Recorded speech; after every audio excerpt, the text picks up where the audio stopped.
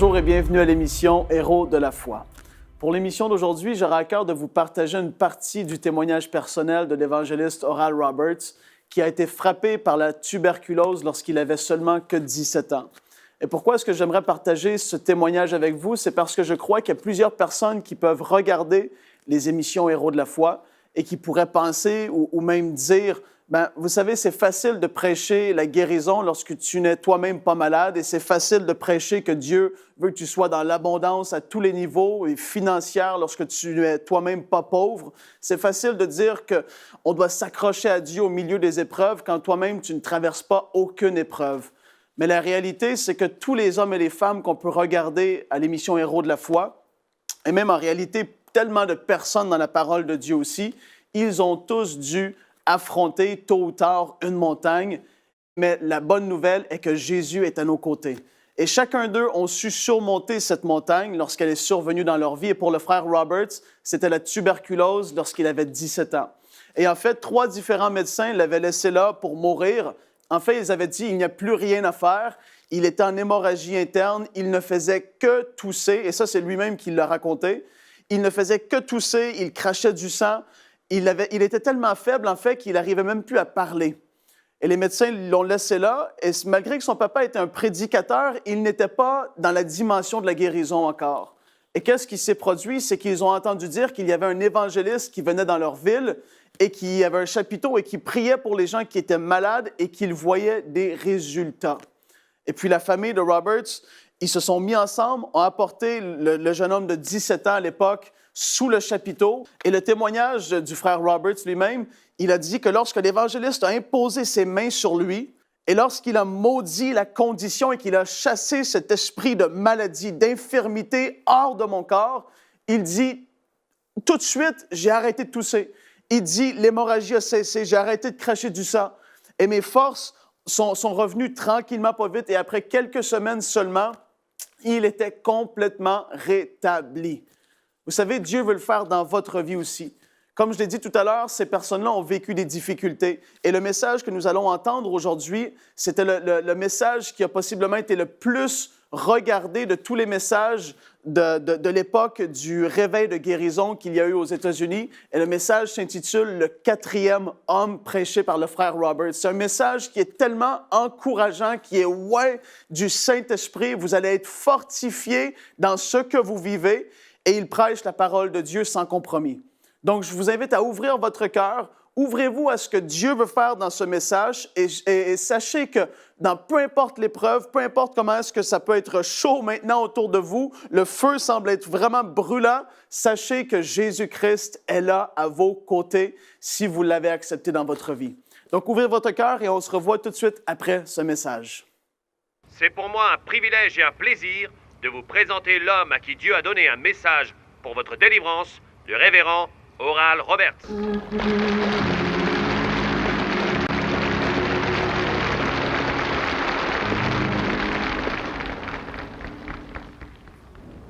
J'aimerais attirer votre attention au livre de Daniel, chapitre 3. Commençons à lire au verset 13. Alors Nebuchadnezzar, irrité et furieux, donna l'ordre de faire venir Shadrach, Meshach et Abednego. Ces hommes furent amenés devant le roi.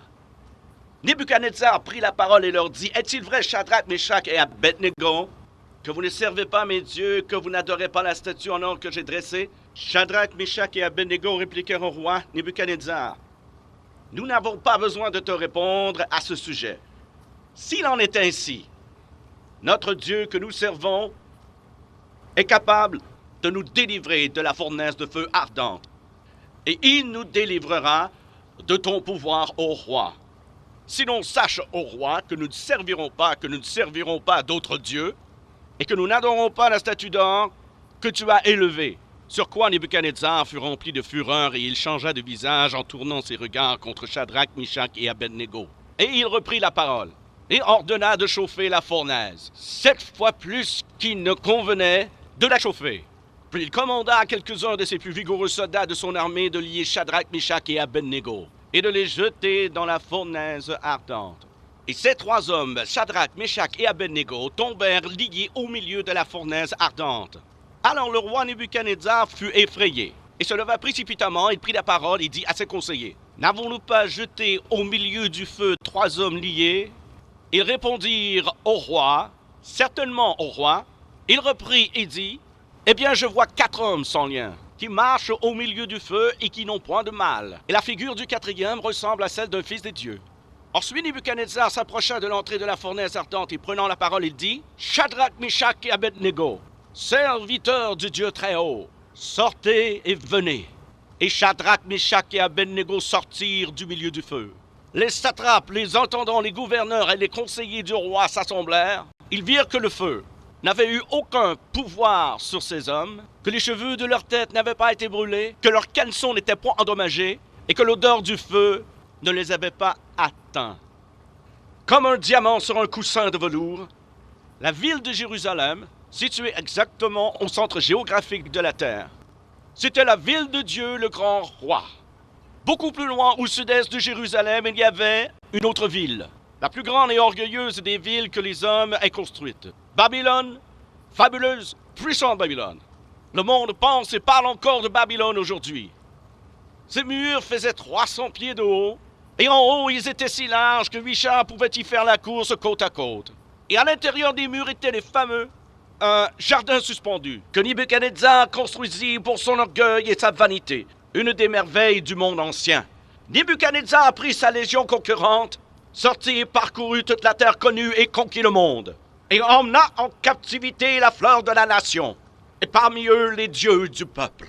Quand Nebuchadnezzar, cet homme orgueilleux et vaniteux, vit sa conquête, et vit ses multiples dieux, et réalisa qu'aucun pouvoir sur terre n'avait été capable de se tenir devant son armée, il décida de se faire lui-même Dieu. Et il fit une image de lui-même d'or pur de 100 pieds de haut, et l'érigea dans la plaine de Dura. Et il donna l'ordre qu'au son de la musique, toute personne sur terre devait se prosterner, tourner sa face vers l'image et dire « Grand est Nebuchadnezzar notre Dieu, grand est Nebuchadnezzar notre Dieu ». Et un jour, il prit ses légions élites et marcha dans le désert miroitant de sable brûlant, assiégea la ville de Jérusalem, la ville de Dieu le grand roi, abattit les murs, écrasant le temple, détruisit la ville, rendit captifs la fine fleur des nations, de beaux jeunes princes hébreux, des hommes comme Shadrach, Meshach et Abednego. Et il leur montra cette terrible fournaise de feu ardente. Il leur dit qu'il la chaufferait 7 fois plus qu'habituellement. Il a dit, tu te prosterneras ou tu brûleras. Et ces jeunes hommes, ces jeunes serviteurs du Dieu très haut, ont dû faire face à une inévitable réalité de la vie. Votre religion va être éprouvée. Votre foi devra être testée. Et il y a un diable dans ce monde qui n'aime pas Dieu et n'aime pas le peuple de Dieu. Et il fut dit à ces jeunes hommes, vous vous prosternerez devant mon roi ou vous brûlerez dans ma fournaise. La religion, la vraie religion, va être éprouvée. Vous n'irez pas au ciel comme sur un tapis de fleurs. Vous n'allez pas échapper à la colère du diable. Il y a des gens qui se lèveront contre vous. Ils vous persécuteront d'une manière inconcevable. Le diable te dira, si tu sers Dieu, je vais mentir sur toi, je briserai ta réputation, je te persécuterai, je te pourchasserai. Si tu ne te soumets pas, tu brûleras dans ma fournaise. Le diable dira tous les mensonges possibles. Mais laissez-moi vous dire ce que les 3 enfants hébreux ont dit. Quand ce vieux Nebuchadnezzar dit « Vous vous prosternerez devant mon Dieu ou vous brûlerez dans ma fournaise », ils ont dit « Nous pouvons brûler dans ta fournaise, mais nous ne nous prosternerons pas devant ton Dieu. » Mais savez-vous ce que Dieu a dit? Dieu a dit « Si vous ne vous prosternez pas devant le Dieu de Nebuchadnezzar, moi je veillerai à ce que vous ne brûliez pas dans sa fournaise. » Dieu recherche des personnes qui ont pris leur décision, qui vont remettre leur sort dans les mains de Dieu, qui vont recevoir du Saint-Esprit un salut profond, sincère, ancré et fondé sur le roc. Le genre de religion qui remonte le long de ta colonne vertébrale, redresse ta vie tortueuse et fait quelqu'un de toi. C'est ce que Dieu recherche. Nous avons compromis cela. Et ceux qui ont fait ce compromis, ils brûlent. Ils n'ont pas la puissance de Dieu. Ils n'ont pas l'onction de l'Esprit. Ils n'ont pas la foi qu'il faut pour vaincre les fournaises ardentes de la vie. Non seulement avons-nous compromis le salut qui vient du cœur, nous avons aussi compromis l'onction de l'Esprit de Dieu. Nous ne pouvons pas faire le travail de Dieu à moins que nous soyons loin pour le faire. Vous devez avoir l'Esprit de Dieu sur vous. Vous lisez votre Bible, vous regardez l'histoire religieuse.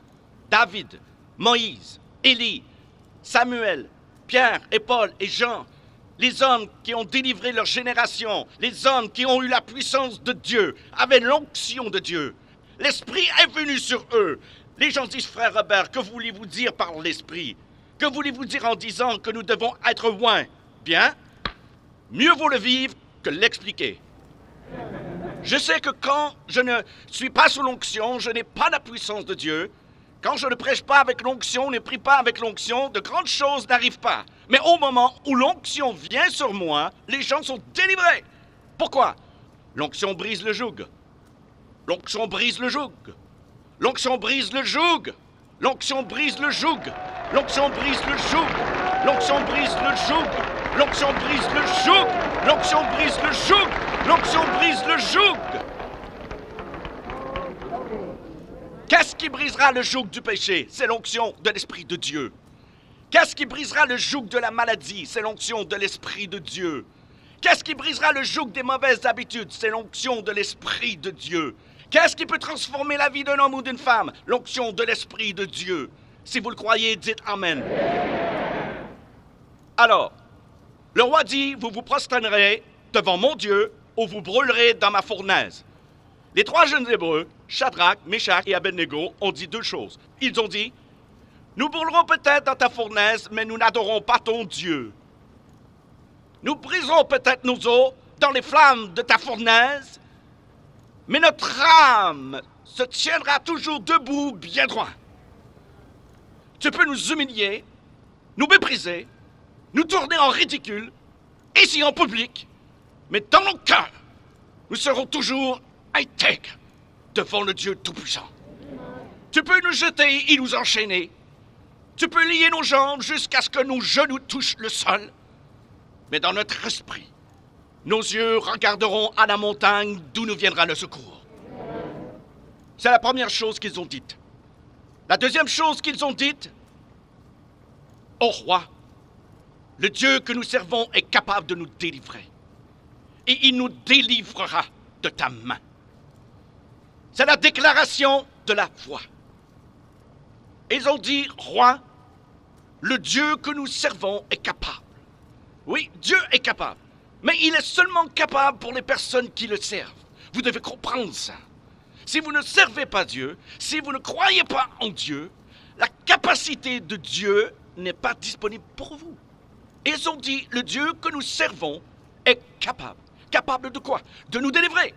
Il est capable. Que notre faiblesse repose sur ses épaules, notre Dieu est capable. Que les anges le crient du haut des cieux, notre Dieu est capable.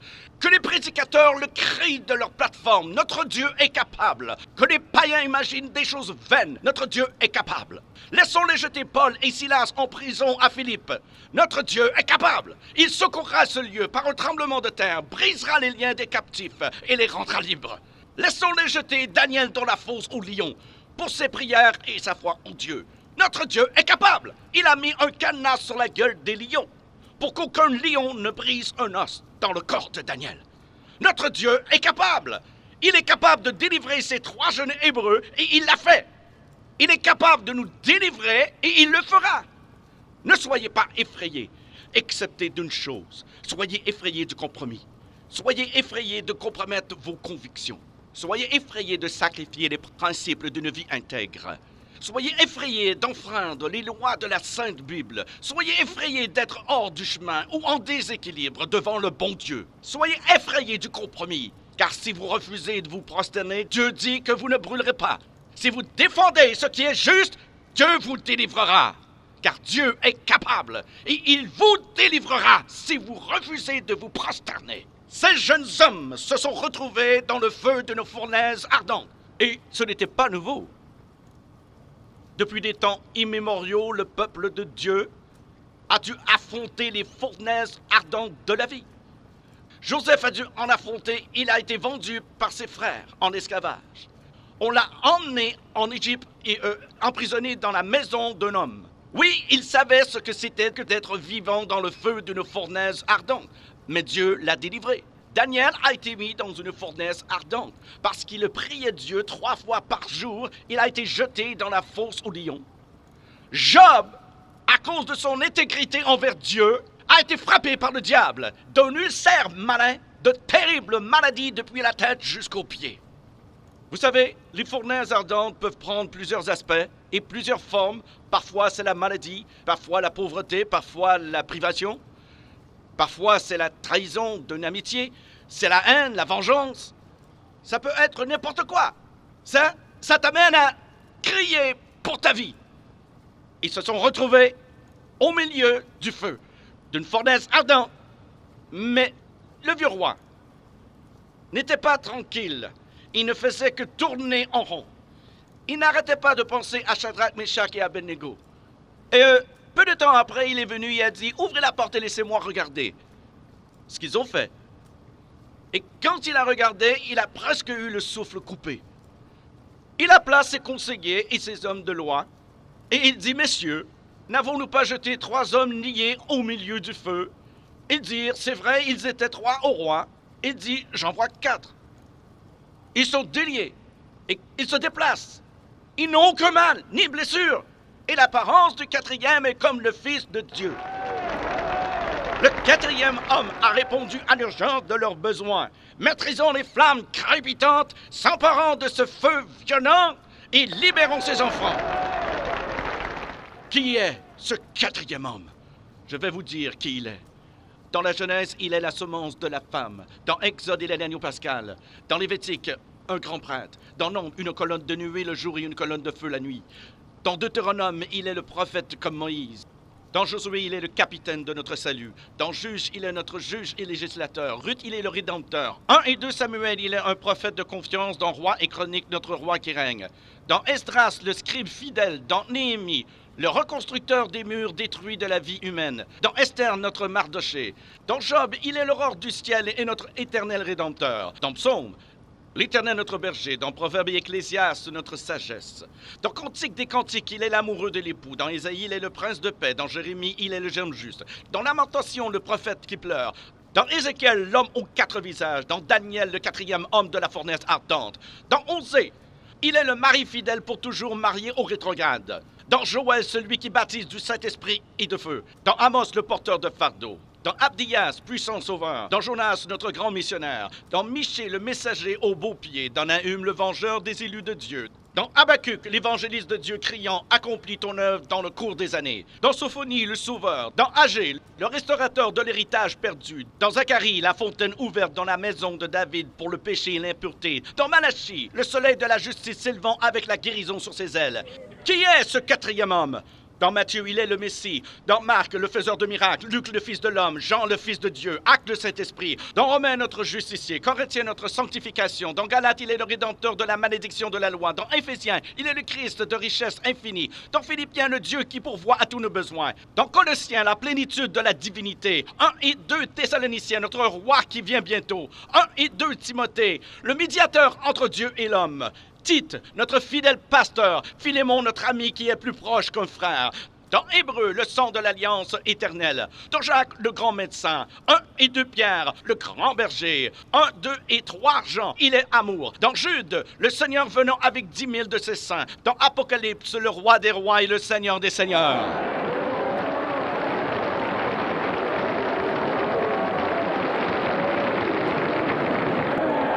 Qui est ce 4e homme? Je vais vous dire qui il est. C'est le sacrifice d'Abel. L'arc-en-ciel de Noé, le bélier d'Abraham, le puits d'Isaac, l'échelle de Jacob, les fardeaux d'Ézéchias, le sceptre de Judas, la verge de Moïse, le manteau d'Élie, le bâton d'Élisée, la corne d'huile de Samuel, la fronde de David, la figue hâtive d'Ésaïe, le cadran solaire d'Ézéchias, les mouchoirs et le linge de Paul, le rocher de Pierre, la cité de perles de Jean. Il est un mari pour les veuves, un père pour les orphelins, pour ceux qui voyagent en pleine nuit. Il est l'étoile brillante du matin, pour ceux qui marchent dans une vallée solitaire. Il est le lys des champs, la rose des sables, le sarment de vie et le miel du rocher. Qui est-il? Qui est le 4e homme? Il est Jésus! Il est Jésus, le Fils de Dieu!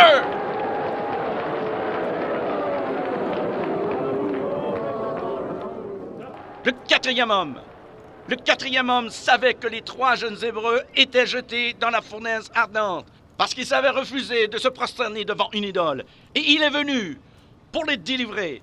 Le roi s'écria, Shadrach, Meshach et Abednego, avancez, venez ici. Quand ils sont sortis, il sentit leurs vêtements. Il examina leur corps et déclara, l'odeur de brûlé n'est pas passée sur leurs vêtements, ni les marques de feu sur leurs cheveux. Il n'y a pas d'autre Dieu qui peut délivrer de cette façon. Messieurs, mesdames, écoutez-moi ce soir, écoutez-moi.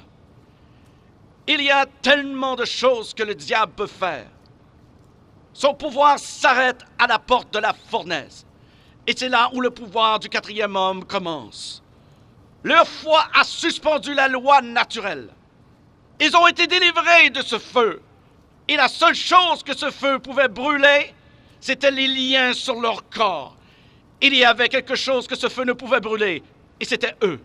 La seule chose indestructible dans ce monde est un chrétien qui sert Dieu.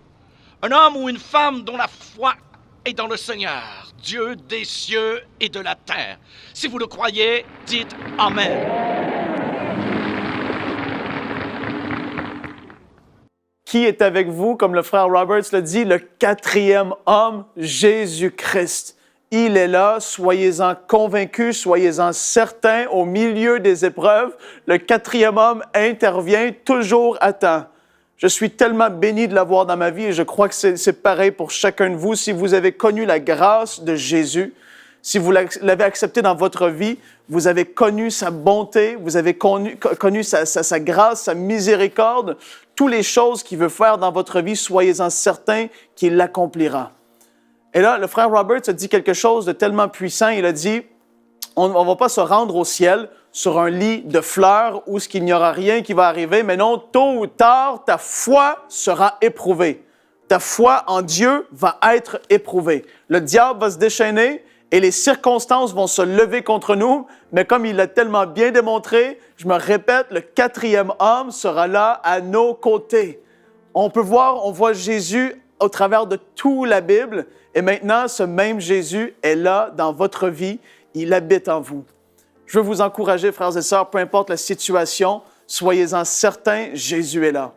Et en fait, l'apôtre Jacques a dit dans Jacques chapitre 4 et le verset 7, il a dit « Résistez au diable et il s'enfuira loin de vous ». Et l'apôtre Pierre avait dit que le diable, il est comme un lion rugissant. Et en fait, le diable, tout ce qu'il veut faire, c'est ça, il veut faire beaucoup de bruit.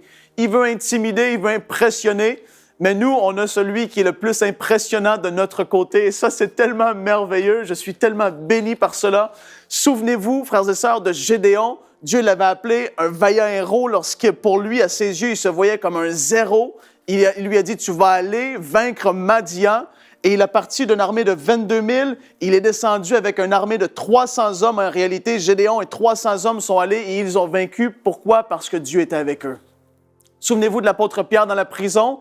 Ça nous dit que l'Église priait instamment. Ils priaient de tout leur cœur. Et qu'est-ce qu'il est arrivé? Tôt ou tard, un ange est intervenu. Il a rompu les liens qui retenaient l'apôtre Pierre. Et c'est ce qui va se produire dans vos vies. Tôt ou tard, les liens vont être rompus. Ils vont être brisés parce que Dieu interviendra. Si c'est aujourd'hui, si c'est demain, gardez votre foi en lui.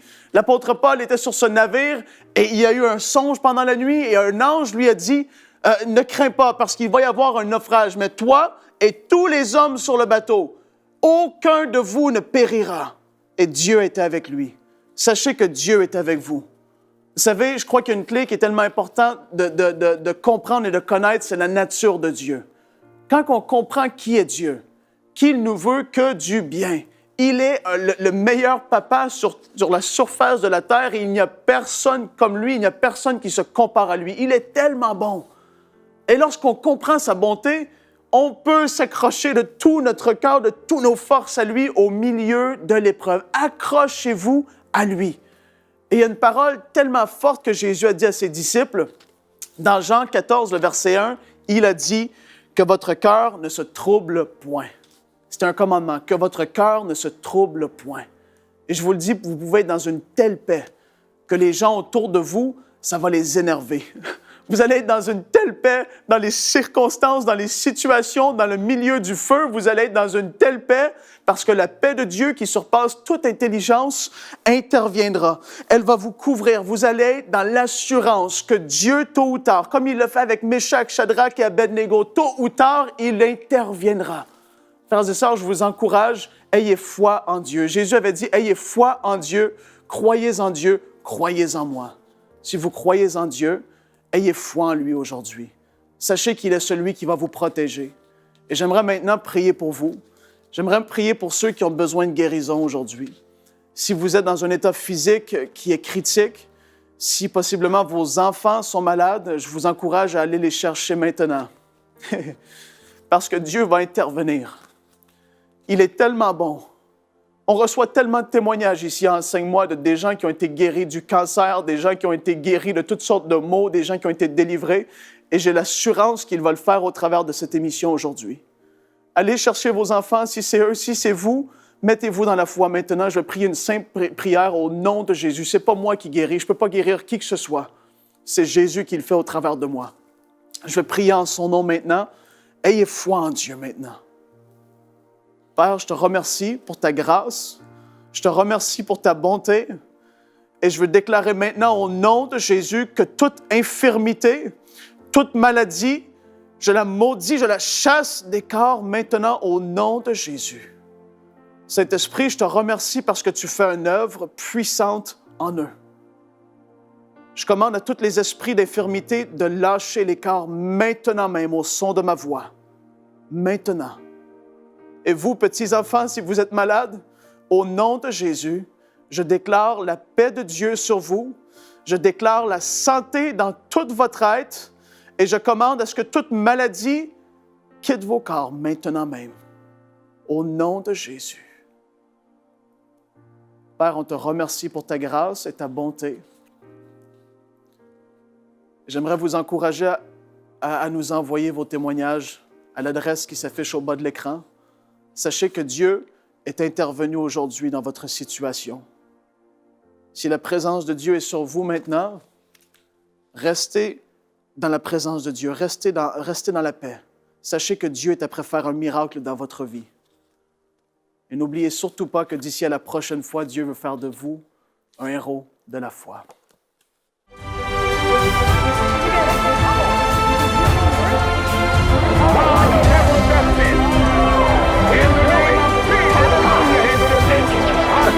Save his soul!